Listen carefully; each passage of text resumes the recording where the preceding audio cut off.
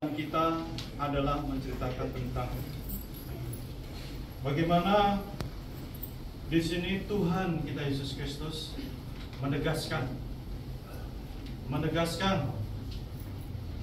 Dia berkata, beberapa orang di antara banyak orang itu mendengar perkataan-perkataan itu, dan dia benar-benar seorang nabi. Tapi sebelum dia mengatakan itu, apa yang dikatakan Tuhan? Apa yang dikatakan oleh Tuhan kita Yesus Kristus? Yang dimaksud ialah roh yang akan diterima oleh mereka yang percaya kepadanya, sebab roh itu belum datang karena Yesus belum dimuliakan. Jadi saudara, dalam bacaan kita kali ini adalah menegaskan Tuhan Yesus Kristus ingin memberitahukan kepada kita bahwa roh itu yang akan dikirim oleh Tuhan kita Yesus Kristus itu belum hadir, tetapi nanti pada akhirnya dia akan hadir karena Roh Kudus itu akan turun ketika Tuhan Yesus sudah dimuliakan. Apa yang dimaksud dengan dimuliakan ini? Yaitu ketika dia sudah naik ke surga dan dia berjanji akan mengirim utusannya. Siapa utusannya itu? Yaitu Roh Kudus itu.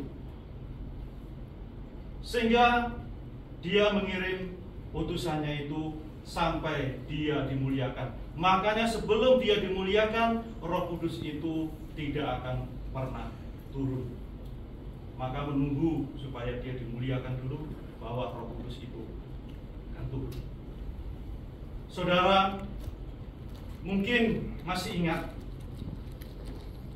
apa yang dikatakan dalam khotbah kemarin, minggu kemarin, adalah suatu hal yang penting ketika ada suatu komunikasi. Komunikasi itu adalah penting. Dalam khotbah kemarin ditekankan itu, bahwa kita harus berkomunikasi untuk mendapatkan sesuatu ataupun mendapatkan suatu tujuan. Komunikasi itu adalah penting. Dan dalam hal ini, hari ini, kita memperingati turunnya Roh Kudus.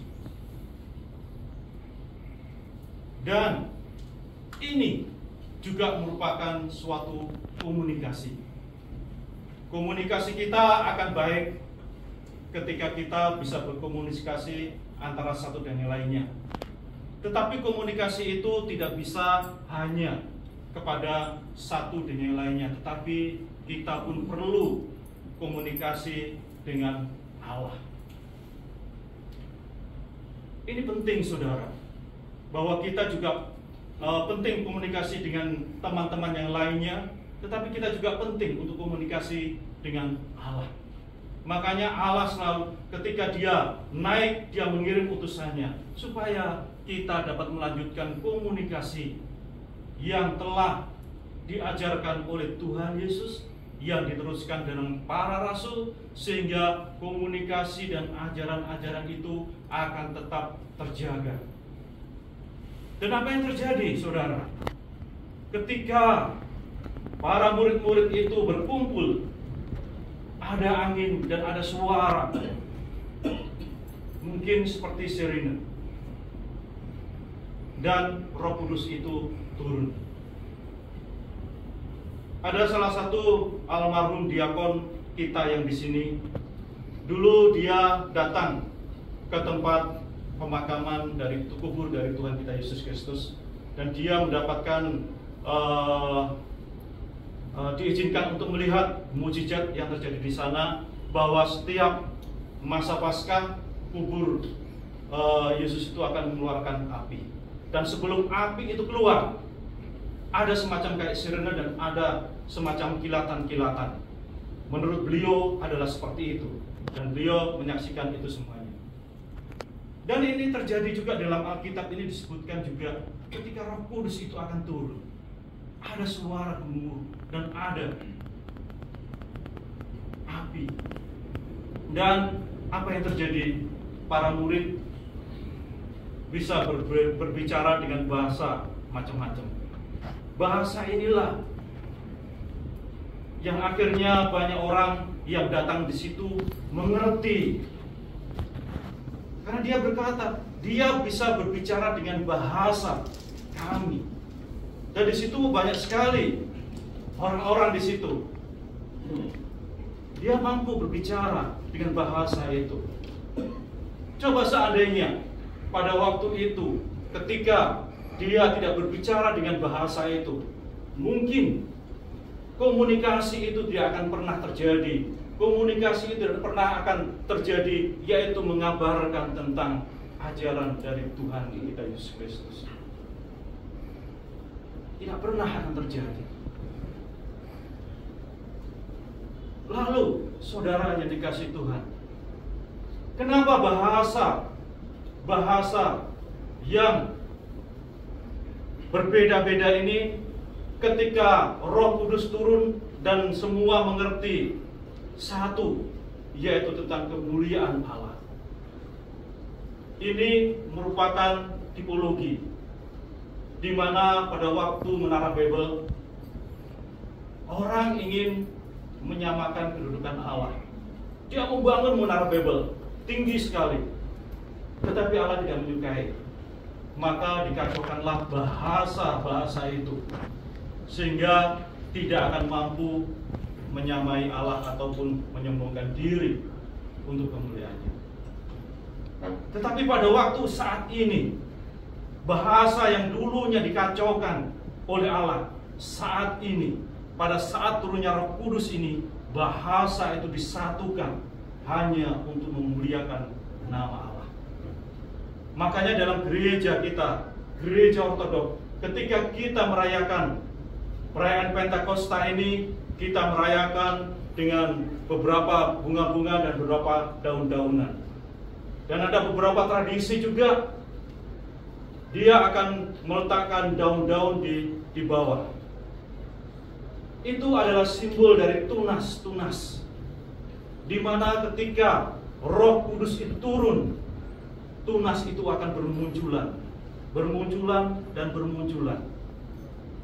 Karena ketika murid ini mampu berbicara dengan berbagai macam bahasa, dan melalui Roh Kudus ini, tunas itu akan bermunculan, yaitu banyak orang yang mengerti tentang ajaran dari Tuhan kita Yesus Kristus. Banyak orang yang mengerti dan banyak orang yang paham tentang ajaran dari Tuhan Yesus itu. Makanya di dalam gereja Ortodoks, pada waktu kita merayakan Pentakosta ini, kita simpulkan dengan beberapa tunas-tunas. Kita berharap, saudara, bahwa kita semuanya ini yang hadir di sini juga mungkin menjadi seperti halnya yang terjadi dengan para rasul itu. Kita mampu mengabarkan, kita mampu menceritakan, sehingga akan muncul tunas-tunas yang baru. Tunas-tunas yang baru yang dimana kita telah memberikan, kita telah mengabarkan, kita telah menceritakan tentang kebenaran dari Injil Tuhan kita Yesus Kristus.